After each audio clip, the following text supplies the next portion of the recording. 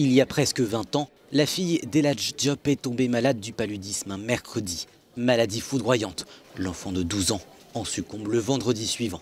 2 jours qui ont changé la vie de cette famille sénégalaise pour toujours. Eladj travaillait comme photographe, il quitte tout pour combattre la maladie. Et à l'époque, il y avait beaucoup à faire.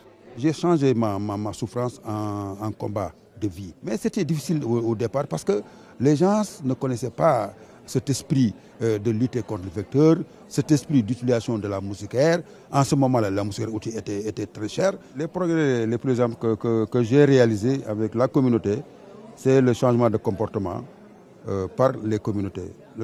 Qui dit changement de comportement dit bonne perception de la communication et de l'information. Des programmes de lutte contre le paludisme en Afrique subsaharienne, mais aussi en Asie du Sud-Est, en grande partie financés par le Fonds mondial.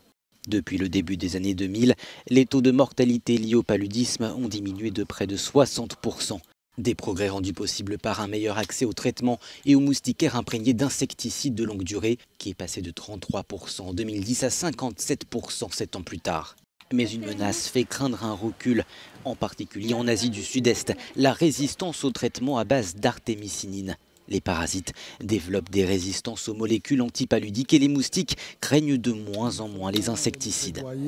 Pour un investissement accru dans le domaine de la recherche, il est fondamental d'être en avance sur ce parasite qui jusque-là s'est montré être plus intelligent que nous.